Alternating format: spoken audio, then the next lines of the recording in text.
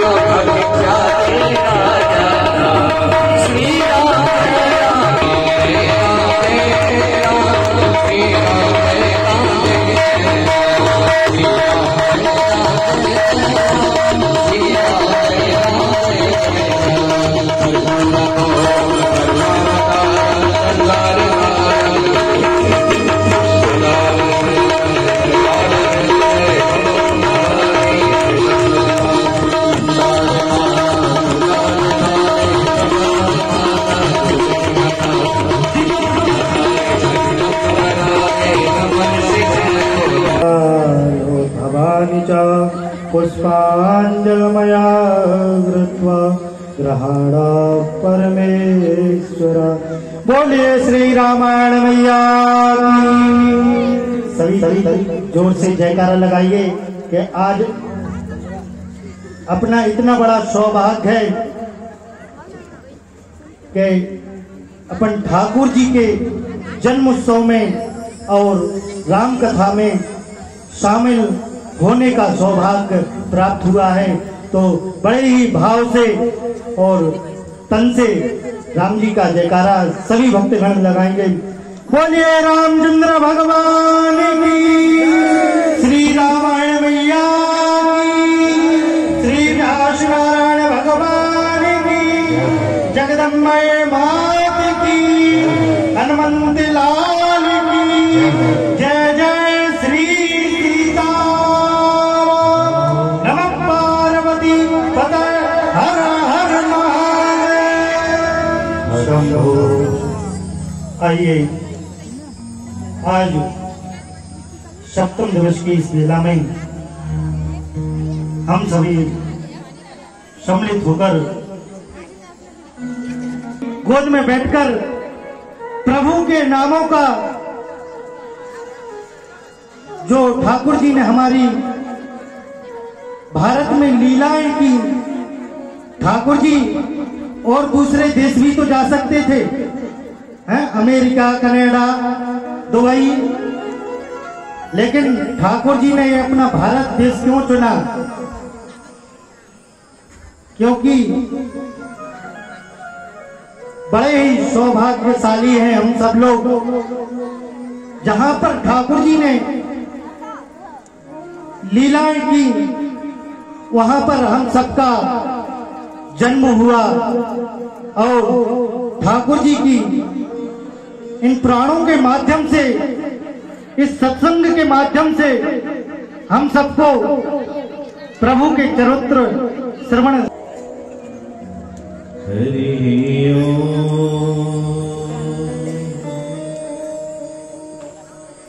स्वस्ति श्री गणेशाय नमः।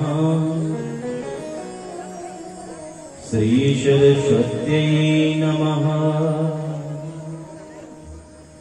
श्रीमद्गुरुचरण कमलेभ्यो नमः। गजाननं भूतगणादिसेवितं कपित्थजम्बोफलचारुभक्षणम् उमासुतं शोकविनाशकारकम् नमामि विघ्नेश्वरपादपङ्कजम्।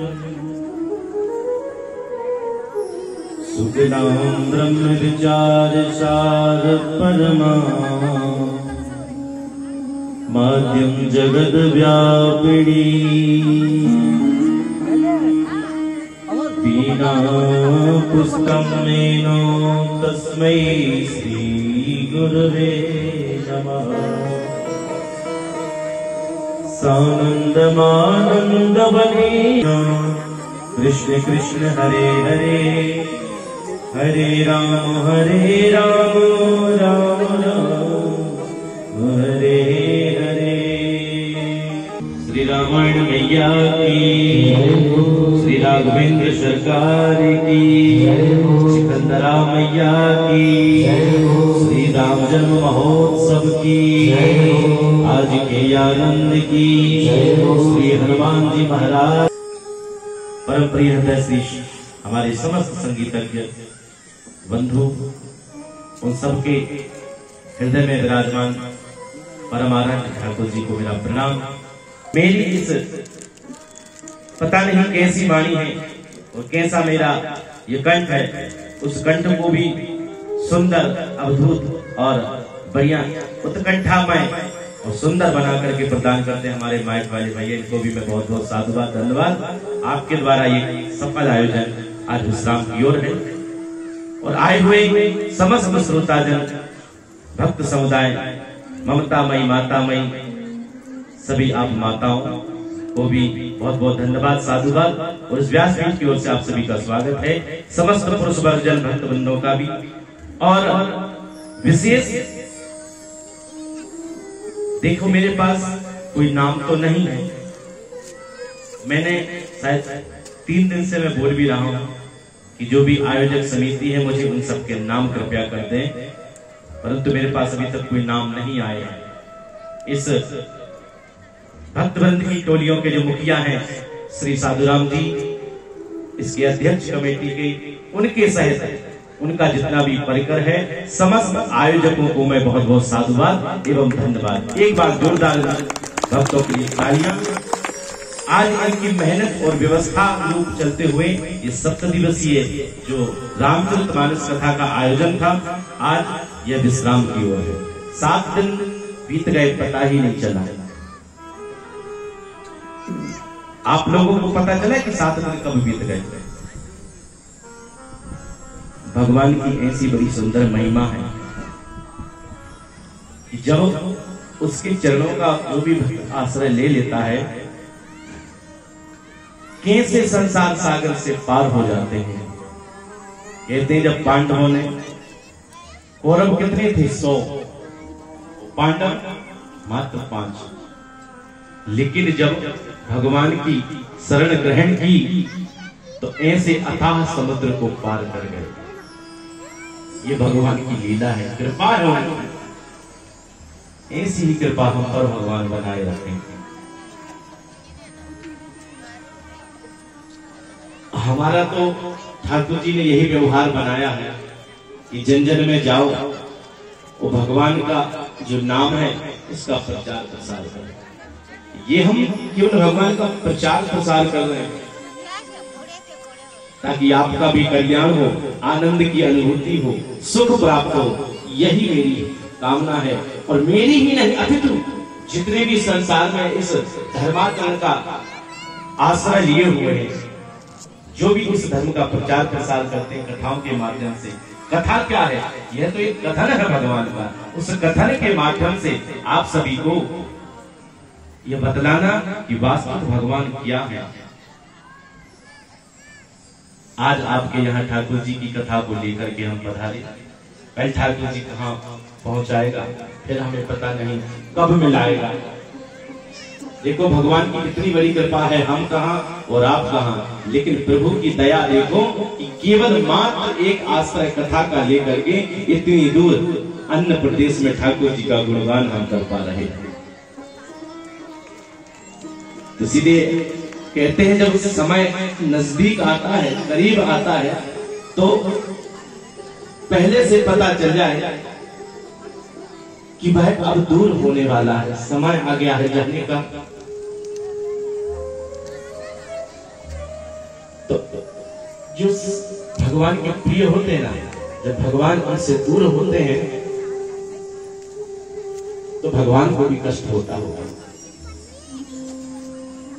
भक्त कहते हैं प्रभु जब आप एक बार मेरे हृदय में बस जाते हो, तो जब यह छवि जाने लगती है, मानो ऐसा लगता है कि इस देह से प्राण निकलते जाए।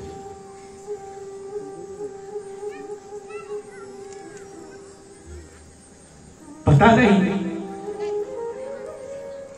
हमें कभी यह सौभाग्य प्राप्त होगा आप जैसे सुंदर आदरणीय और भक्तों, भगवान के हृदय प्रिय भक्तों को ऐसी सुंदर कथा श्रवण कराने का सौभाग्य।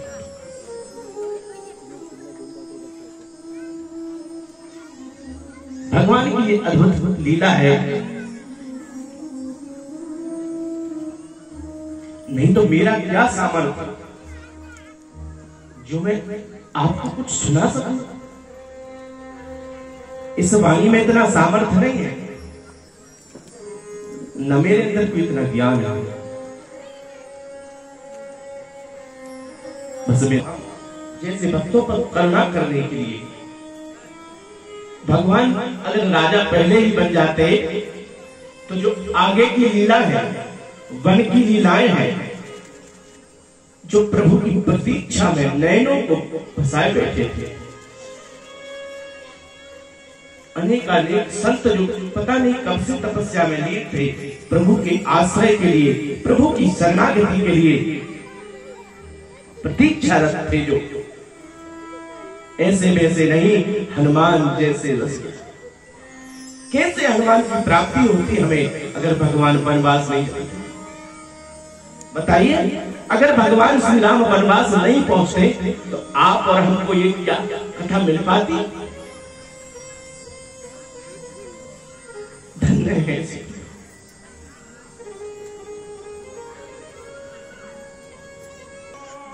इस धरातल पर अवतार लेकर के आए थे। नवमी तिथि मधुमास पुण्यता, इस सुंदर मास में हमारे प्रभु अवतार लेकर के आए थे। इसलिए एक बार भगवान की जयकारा लगाते हुए हम आज इस दिवस में प्रवेश करेंगे। ठाकुर जी हमेशा हमें अपनी सत्ता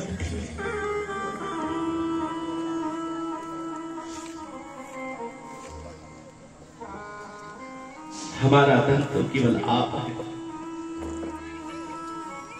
हमारो धन राधा श्री राधा, श्री राधा हमारो धन राधा, श्री राधा, श्री राधा हमारो धन राधा, श्री राधा, हमारो धन राधा, श्री राधा, श्री राधा हमारो धन राधा, श्री राधा, श्री राधा जीवन में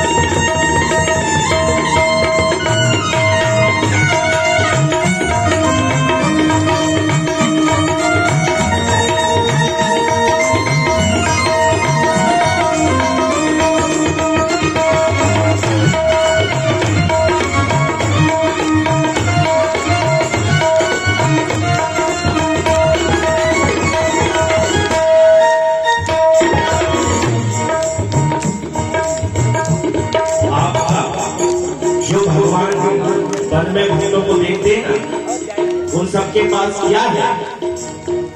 बोले भगवान के नाम का ही तो धन है, संतों का, भगवान के प्रभु प्रेमियों का, भक्तों का धन है राधा, राधा, राधा, राधा, भक्तों का धन है राधा, राधा, राधा, श्री राधा, भक्तों का धन है राधा, राधा, राधा, भक्तों का धन है राधा, राधा, राधा, श्री राधा।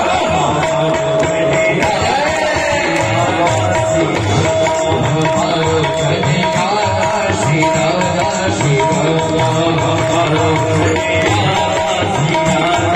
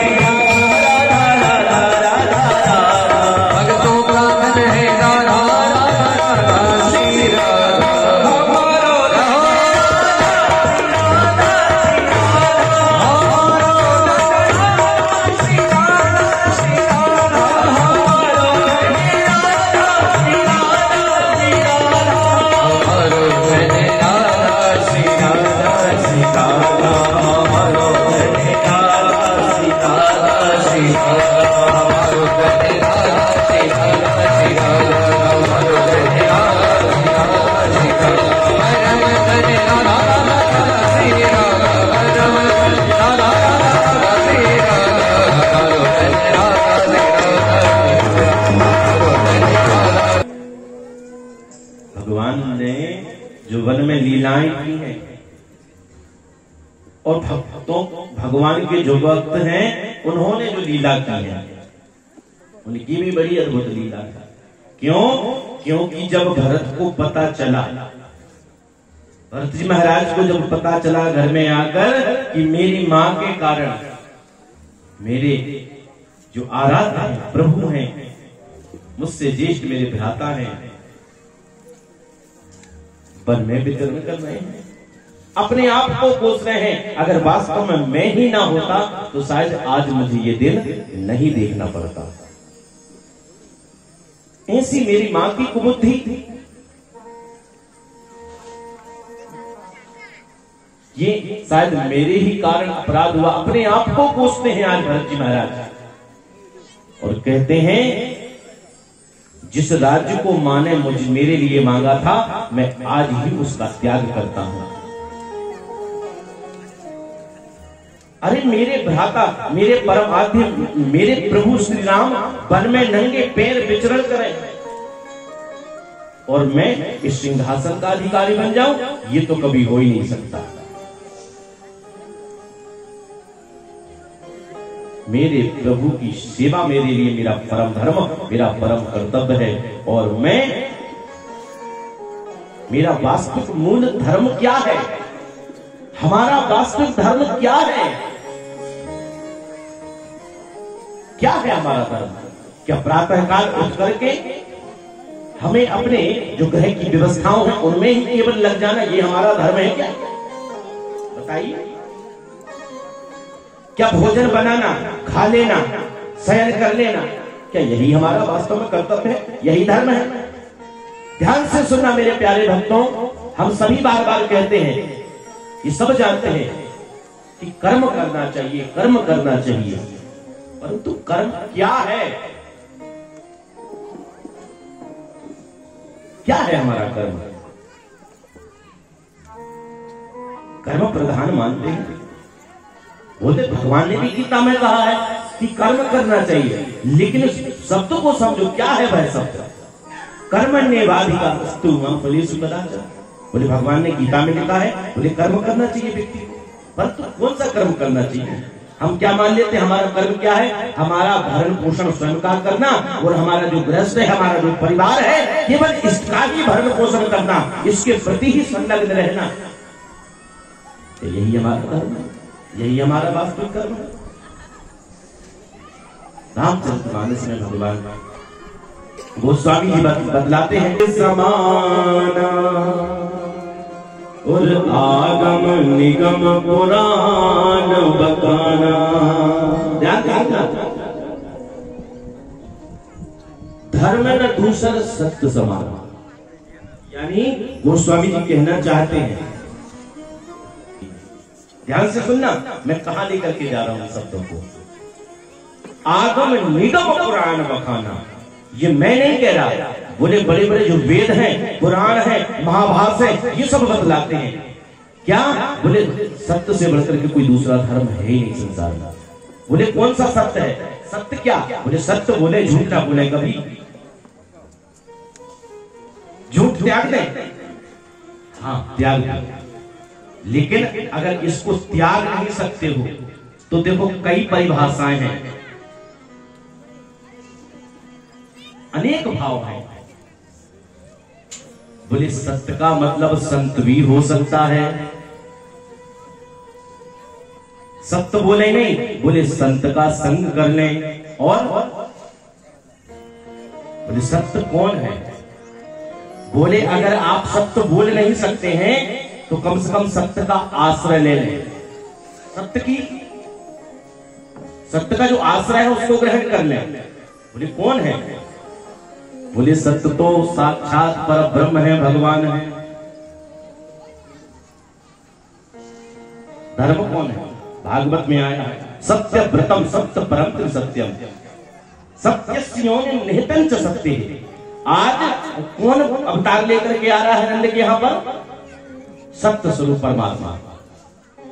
तो भाव क्या है कहने का? बोले सत्य न धर्म न दूसर सत्य समान। तो यानी सत्य की जो आश्रय है, सत्य की जो शरण है, उसको ग्रहण करें। बोले अगर आप भगवान की शरण को भी ग्रहण करते हैं तो वह भी आपका सत्य ही बोलना है। इसलिए हमें भगवान की आश्रय ले लेनी है, भगवान की शरण ग्रहण कर लेनी है। और परम धर्म बोले हम मनुष्य हैं, इस संसार में आए हैं, अनेक योनियां होती हैं, भोजन, परिवार का पालन पोषण, ये तो अनेक योनियां भी करती हैं। इनका भी वही कर्म है, वही धर्म है, खाना है, संतान उत्पत्ति करना। लेकिन हम मनुष्य होकर के हमारा क्या ऐसा हुआ जो मनुष्य लाए, क्या अलग हुआ, क्या है हटके? तो बोले उसमें हमें बुद्धि और विवेक प्रदान किया है, तब जाकर के हम मनुष्य बने हैं। तो मनुष्य का धर्म है अब अनेक योनियों भटकने के बाद में अब इस मनुष्य योनि में अपना कल्याण कर ले। अगर हम इस अवस्था में अपना कल्याण नहीं कर पाए तो कब करेंगे? कि बड़े भाग मानुष तन पावा और सुर दुर्लभ सब ग्रंथ ही गावा। बड़े बड़े भाग्य से अब मनुष्य तन मिला है, हेरे बंदे अपना कल्याण कर ले। तो आज भरत जी महाराज अपनी माता के सहित समस्त अयोध्या वासियों को बतलाते हैं कि मेरा परम धर्म क्या है, परम कर्तव्य क्या है। आप सबका, हमारा सबका परम धर्म वास्तव में कर्तव्य आखिर है क्या? मेरा प्रथम कर्तव्य धर्म यही है कि मेरे आराध्य परम प्रभु श्री राम वन में गए हैं तो मैं उनको लेकर के पुनः आऊं और इस अयोध्या का राजा बना दूं। मैं इस राज्य को स्वीकार नहीं करता। आज भरत जी महाराज समस्त अयोध्या वासियों के सहित महल से लेकर के गुरु वशिष्ठ की आज्ञा से आज वन की ओर प्रस्थान करते हैं।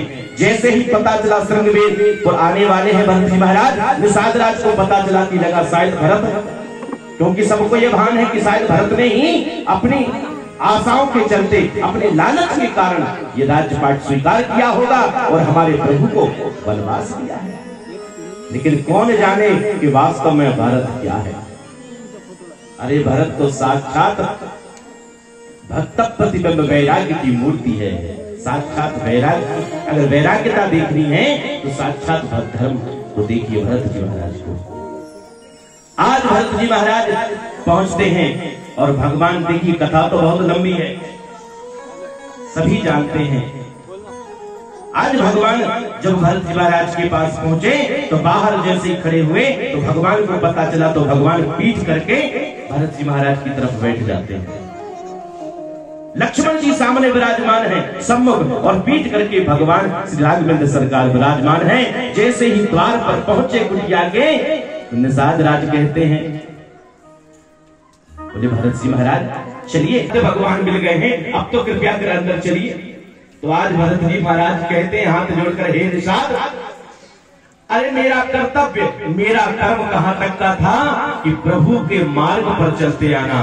प्रभु जहां पर है उस मार्ग से चल करके प्रभु के द्वार तक पहुंचना मेरा धर्म था, मेरा कर्तव्य था। अब तो अपनी शरण में लेना प्रभु का धर्म है। भगवान हमें शरण में कब ले लेंगे? अगर भगवान, मैं द्वार तक तो आ गया हूँ, अब भगवान जाने अगर शरण में ले ले तो उनका हो जाऊं, नहीं तो मैं इस दहरी पर ही बड़ा बड़ा अपना जीवन समाप्त कर दूंगा। ऐसे भरत जी महाराज है, बड़ा ही अद्भुत चरित्र है। भगवान ने अनेक धर्मों की शिक्षा देकर के भरत जी महाराज को समझाया, परंतु भरत ने उसको सब कुछ स्वीकार किया, परंतु उस राज्य को स्वीकार नहीं किया। कहा प्रभु मैं इस राज्य का संचालन तो करूंगा, बस केवल आपकी आज्ञा अनुसार, आपके चरण कमलों के अनुसार। तो बोले चरण कमलों के अनुसार तभी ही होगा तब आपके चरण चिन्ह मेरे मस्तिष्क पर लग जाए। तो चरण चिन्ह के भांति भगवान को क्या प्राप्त हुआ? बोले अपने पैरों की जो खड़ाऊ थी भगवान श्री राम ने, तो वह भरत को प्रदान की। तो आज खड़ाऊ को लेकर के भरत जी महाराज चलते हैं अयोध्या पुनः, और आकर के अयोध्या में उस सिंहासन पर भगवान श्री चरणों की खड़ाऊ को रख दिया, और आज उन चरणों की आज्ञा से राज्य का निर्वाहन करते हैं। जय श्री सीताराम। बड़े भाव से शीश में खड़ा वो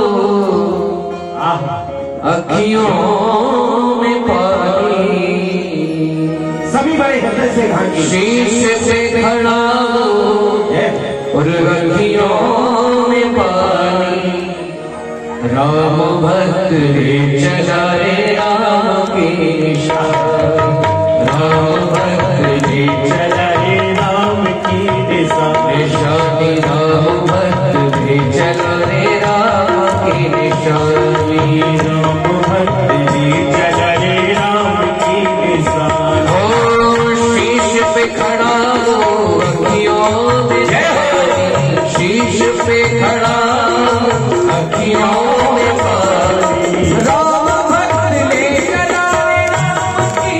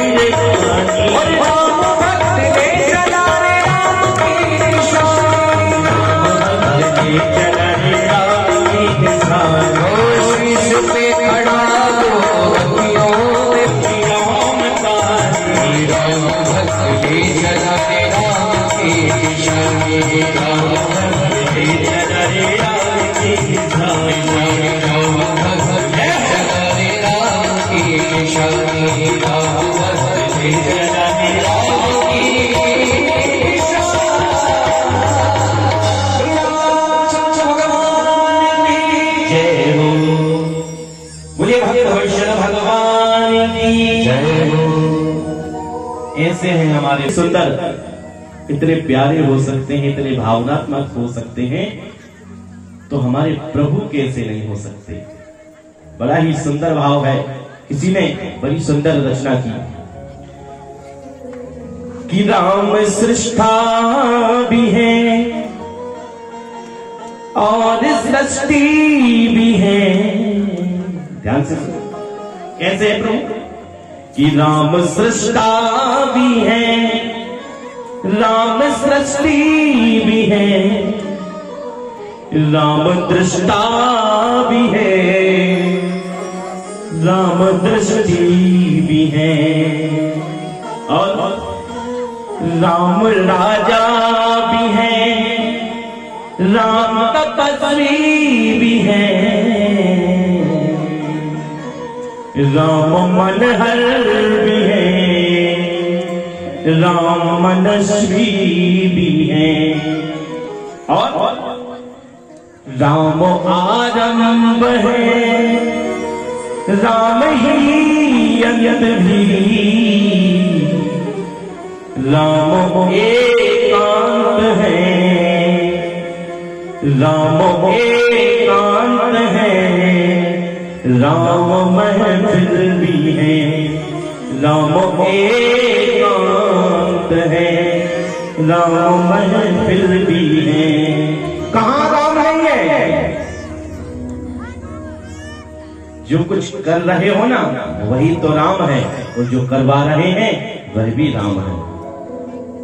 ऐसे हैं हमारे प्रभु परम आराध्य। अगर वास्तव में जीव इनकी शरण को ग्रहण कर ले तो संसार में भय का तो कोई कार्य ही नहीं है।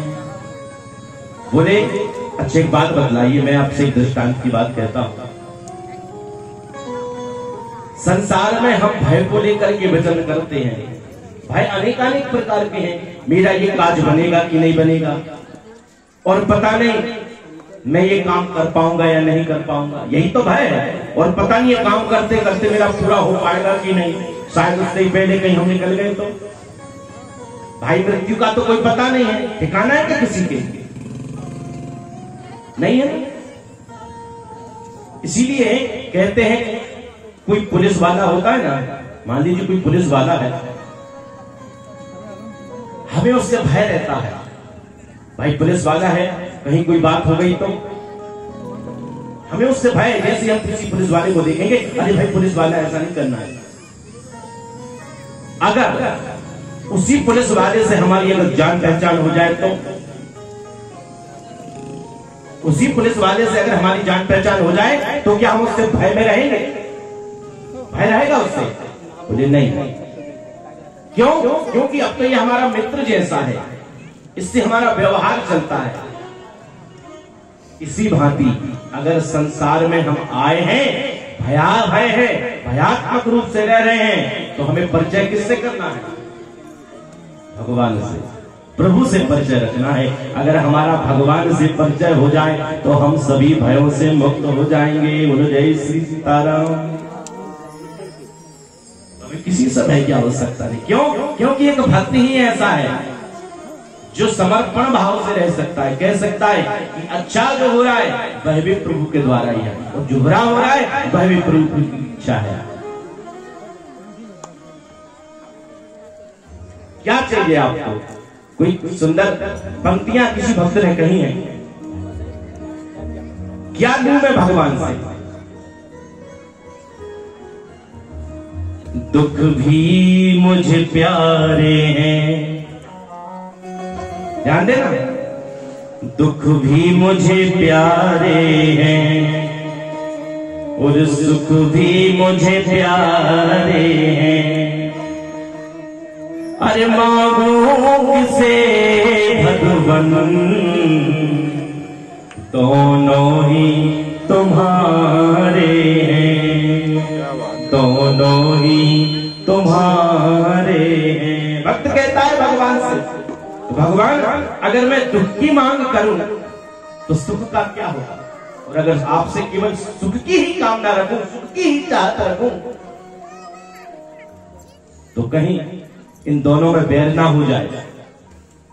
और भगवान की शरण में जो रहता है, भगवान के जहां पर, वहां कभी बैर नहीं होता। भगवान शिव की कथा में आपने जाना कि वही नंदी यानी बैल, वही सिंह, वही चूहा, वही सर्प, वही मोर, एक दूसरे के बैरी हैं। लेकिन जब भगवान की शरण में अगर हैं तो कभी उनको बैर करते देखा है नहीं। ये है वास्तव प्रभु की शरण। इसलिए तो कहते हैं भगवान की शरण ग्रहण कर लो तो ना हमें उनसे बैर है, ना आपसे बैर है, आप सभी हमारे हैं, एक ही संतान है हम। किसके? प्रभु के। प्रेम से बोलो जय श्री सीताराम। भक्त बड़ी सुंदर बात कहते हैं, बोले जीवन में जब कष्ट हो, दुख हो, और दुख जब हम सहन कर रहे हों, उन दुखों में विचरण कर रहे हों, उनके ऊपर से अगर और अधिक दूसरे प्रकार के दुख और कष्ट आ जाए तो बोले सहना मुश्किल पड़ जाता है ये, परंतु केवल हम आप जैसे जीवधारियों की बात है, भगवान पर ये लागू नहीं करता। लेकिन किसी भक्त ने आकांक्षा की है इस भाव को रखने की कि भगवान तो बन के कष्ट सहन कर ही रहे थे, भोग ही रहे थे, लेकिन परंतु एक दूसरा कष्ट बीच में आ जाता है। गोस्वामी जी कहते हैं क्या कि आज भगवान बड़ी सुंदर लीलाएं करते करते वनवास में अनेकानेक स्थान पर भ्रमण करते हुए, संपूर्ण भारतवर्ष का भ्रमण करते हुए भगवान चित्रकूट में विराजमान माता सीता और श्री लक्ष्मण जी महाराज प्रभु के वंदन कर रहे थे, प्रभु की सेवा चरण वंदन कर रहे थे। एक दिन की बात है, वहां पर एक स्त्री का आगमन हो जाता है जिसका नाम था शूर्पणखा। देखा, अरे वाह, ये तो बड़े सुंदर पुरुष जान पड़ते हैं, और अपना दैत्यनी थी, राक्षसनी, अपना सुंदर स्वरूप बनाया और उस कुटिया में पधारी। भगवान से आग्रह करती है, आप बड़े सुंदर दिखाई दे रहे हैं, मैंने बहुत कहीं स्थानों पर भ्रमण किया लेकिन मुझे कोई ऐसा व्यक्ति नहीं मिला जिससे मैं विवाह करूं, और कोई पुरुष मेरे योग्य था ही नहीं, कोई पुरुष संसार में मेरे योग्य नहीं था। ये तो नहीं करी कि मैं किसी की योग्य नहीं थी, नहीं। व्यक्ति की सबसे बड़ी विडंबना यही है कि वो खुद को मान लेता है परंतु दूसरे की बात को नहीं समझता। व्यक्ति की सबसे बड़ी विडंबना यही है, सर्वश्रेष्ठ अपने आप को माने। तो आज जो शूर्पणखा है वह यही कहती है कि मुझे कोई मेरे योग वर नहीं मिला। और दूसरी बात यहां तक भी कहती गोस्वामी जी अपने हास्य परिहास में कहते हैं कि बोले यहां तक भी बोल दिया कि संसार में कोई दूसरा तो मिला नहीं है, अब तुम देखिए हो, तुम भी इतने अच्छे नहीं हो, फिर भी मैं काम चला लूंगी कि तो सम पुरुष नमो सम नारी, यह संजोग विधि रचा विचारी। शायद ये विधाता की ही देन है, उन्हीं ने मेरे मन में ये बतलाया होगा कि अब तो कोई और मिलने वाला नहीं है, आप ही कैसे हो जिससे मैं विवाह कर सकती हूँ, आप मुझसे विवाह कर लीजिए। अब भगवान हाथ जोड़ करके कहते हैं देवी, और भगवान की जो दृष्टि थी वह पता है कहां थी? मां जानकी की तरफ। मां जानकी की तरफ दृष्टि करके कह रहे हैं देवी हम तो देखो विवाहित हैं, अब सुंदर का तो पता नहीं, अच्छे का पता नहीं, बस इतना जरूर कहना चाहते हैं कि हम तो विवाहित हैं। हाँ, अगर वास्तव में आपको विवाह करना है तो वहां पर मेरे छोटे अनुज खड़े हैं, वह कुंवारे हैं, आप चाहो तो उनसे विवाह कर सकती हो। किसी ने कहा भाई भगवान होकर के झूठ बोल रहे हैं, परमात्मा कभी झूठ नहीं बोलते। तो अभी मैंने क्या बताया था कि राम दृष्टा भी है, राम दृष्टि भी है। भगवान को जब किसी को अच्छी राह दिखानी हो तो भगवान कुछ ऐसी नीति का उपयोग करते ही हैं। वैसे अभी तो शूर्पणखा ने ही झूठ बोला था, क्योंकि वह सुम्बी तो विवाहिता थी। कारण ये रहा कि उसका जब संबोधन दिया गया, परिचय दिया गया, तो ना तो उसके पति के द्वारा दिया गया, ना ही पिता के द्वारा, बहन के द्वारा। ये रावण की बहन है। प्रेम से बोलो जय श्री सीताराम। ये बार बार इसलिए कहला रहा हूं ताकि आपको याद रहे कि हमारे तो केवल सीताराम। बड़ी सुंदर आप लोग जो कथा श्रवण करने के लिए बैठे हैं ना, यहां पर सबसे बड़ी पता है पराकाष्ठा यहां पर मैं क्या देना चाहता हूं। ये प्राचीन वंशज है। हमारे अध्यक्ष जी ने हमें बताया था, जो यहां पर आप लोग विराजमान है ना, ये पूर्व भगवान का जो वंशज था ना, ग्वाल वंश, यदुवंश, गोकुल के, है ना।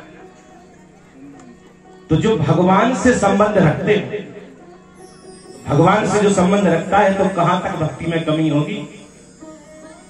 इसीलिए प्रभु के प्रति आपका जो प्रेम है वह भावनात्मक है, क्योंकि जो भगवान की महिमा किसने बताई? भगवान की महिमा स्वयं तो भगवान बताने नहीं आए थे। राम न सकहि राम नाम गुणगान। भगवान स्वयं अपने नाम का गुणगान बखान नहीं कर सकते।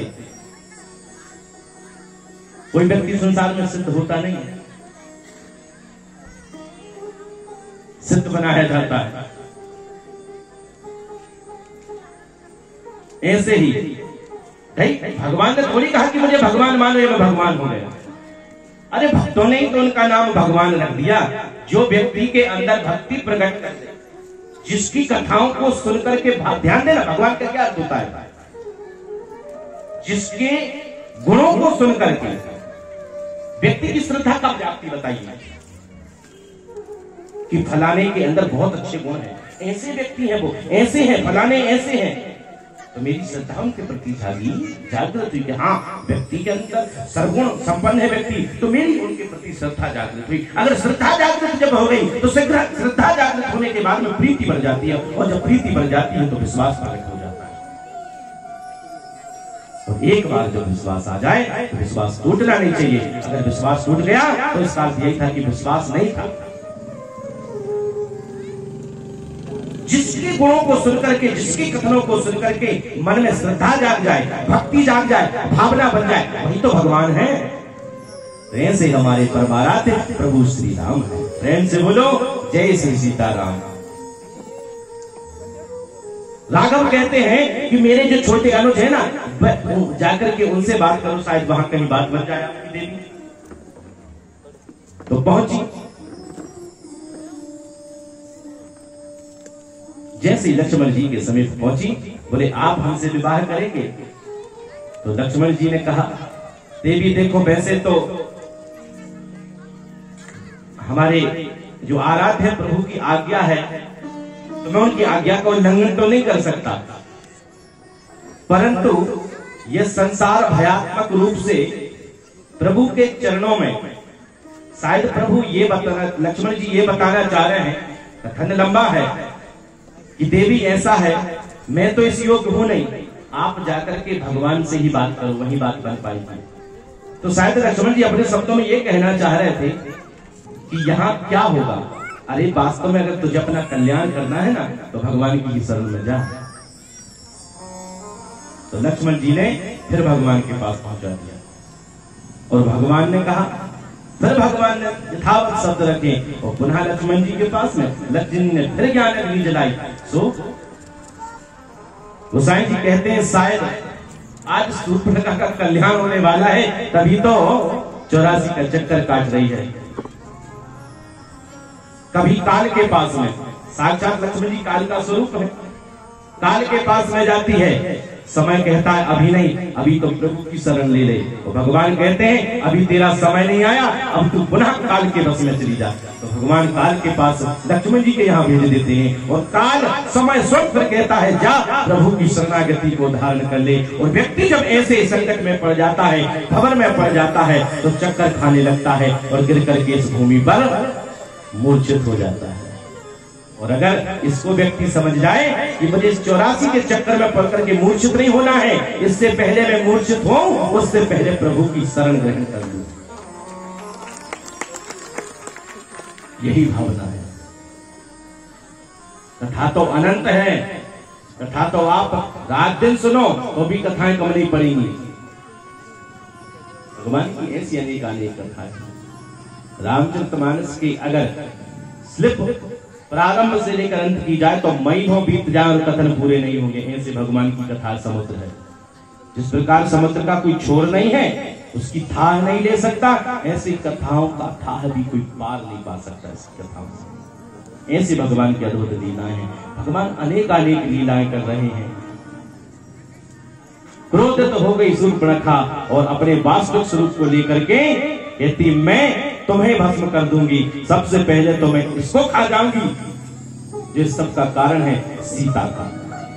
कहते हैं सीता की ओर दौड़ने को उद्यत हुई तो लक्ष्मण जी ने काल बस बन करके उसके नाक और कान को काट दिया, अपंग बना दिया। अब जैसे ही पता चला, पहुंची रोती रोती अपने भाइयों के पास में। खरदूषण आया अनेक प्रकार के सैनिकों को लेकर के, जैसे आया वन में युद्ध करने के लिए, तो भगवान लक्ष्मण जी से कहते हैं कि जानकी जी को लेकर के अंदर गुफा में चले जाओ। शायद भगवान ये कहना चाहते हैं ये तो साक्षात भक्ति की प्रतिमा है हमारी किशोरी जी। जो जानकी जी हैं वह भक्ति की पराकाष्ठा है, तो इनके सामने मैं किसी का वध नहीं करूंगा। इसीलिए किशोरी जी सीता जी को गुफा में भेज दिया और भगवान ने उनसे युद्ध किया। बहुत भयंकर युद्ध चला। भगवान ने अनेक सैनिकों का वध किया, लेकिन बहुत समय लगने लगा। तो भगवान कहते हैं लीला में कि भगवान ने ऐसी माया का प्रदर्शन किया कि जो सैनिक थे उनको एक दूसरे में राम का दर्शन होने लगा। अब एक दूसरे में राम का जब दर्शन हुआ तो एक दूसरे को मारकर ही खुद स्वयं नष्ट हो गए। ऐसी सुंदर अद्भुत लीला भगवान इस कथा में शायद ये बतलाना चाहते हैं कि रामो विग्रहवान धर्मा, राम साक्षात धर्म का प्रतिबिंब है और एक पत्नी व्रत धर्म। परम पुनीत भगवान ने अपने चरित्र में संसार को यही बताया है, व्यक्ति को किस प्रकार संसार में रहना चाहिए, किस प्रकार जीना चाहिए। अगर हम राम के चरित्र को लेकर के संसार में जीते हैं तो वास्तव में हमारा जीवन राममय है, तो वास्तव में हम धर्म कहलाएंगे, सनातनी कहलाएंगे। ऐसे साक्षात भगवान स्वयं इस लीला में बतलाते हैं, हमें सिखलाते हैं। राम का ये अटूट जो लीला है वनवास की, इस लीला को पूर्ण किया। और जब इनका वध हो गया तो जाकर के जब रावण को बताया गया तो रावण ने सोचा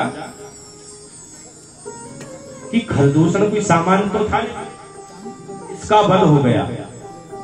विचार करने लगता है रावण कि खरदूषण मोहि सम बलवान, अरे मेरे समान बलवान था तो इसको कौन मार सकता है। शायद मुझे ऐसा लगता है कि खरदूषण सम मोहि बलवंता, तिन्हि को मारहि बिनु भगवंता। आज रावण को एहसास हो गया है कि खरदूषण की मृत्यु हुई तो कहीं ना कहीं भगवान ने इस पृथ्वी पर अवतार ले लिया है। राघवेंद्र सरकार की ऐसे भगवान रावण समझ गया कि कहीं ना कहीं आज भगवान ने अवतार ले लिया है, और अब क्या बोले कुछ ऐसा कार्य करूं जिससे मेरा भी कल्याण हो जाए।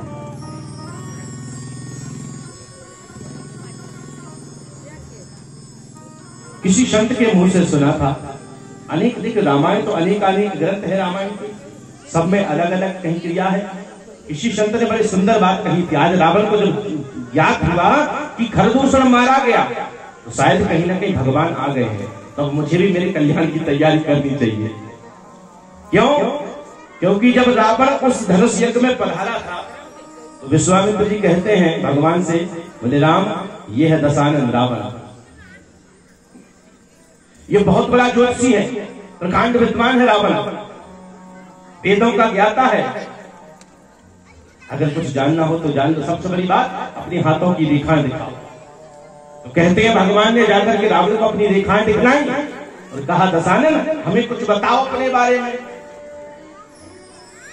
तो कहते हैं ज्यादा समय न लेते हुए रावण ने एक बार में सारी वार्तालाप कह दी कि हे राम तुम्हारी रेखा में। रावण कह रहा भगवान से, कहां पर? उसी धनुष यज्ञ में जहां पर सीता स्वयंवर हो रहा था, कि हे राम तुम्हारी रेखा में 14 वर्ष वनवास लिखा। कि राम, आपकी जो रेखाएं हैं मैं इनमें देख पा रहा हूं, समझ पा रहा हूं। क्या लिखा है? बोले 14 वर्ष का वनवास हे राम तुम्हारी रेखा में 14 वर्ष वनवास लिखा। और सिया हरण पिता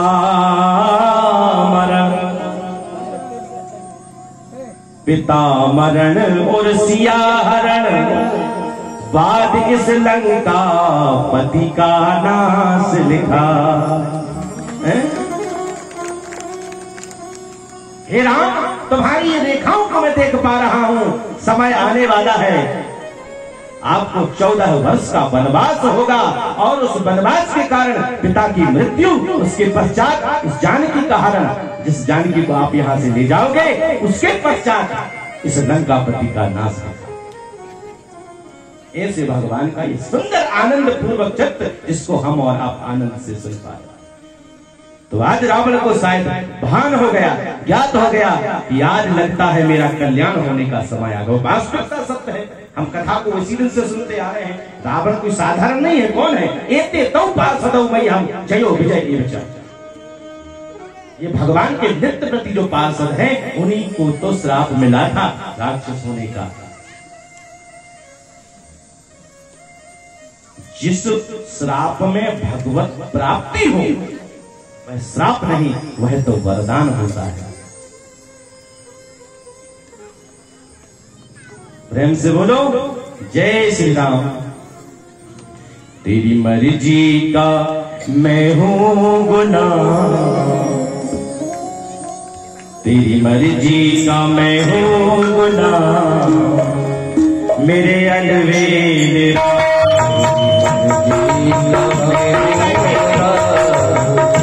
मेरे अलवेल अलवेल राम मेरे मन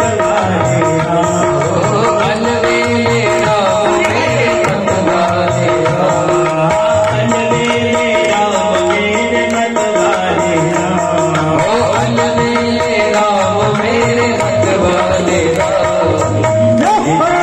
अलवेल राम मेरे मन वाले राम।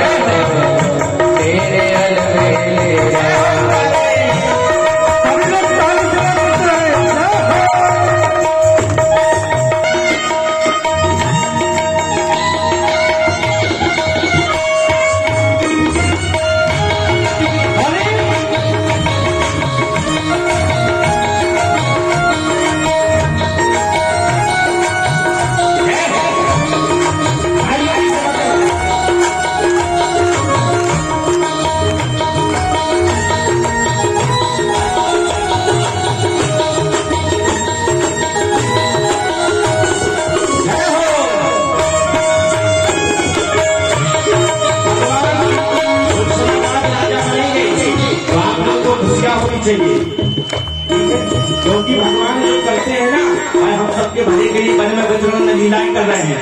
इसीलिए भक्त क्या कहता है, जो भी करा दे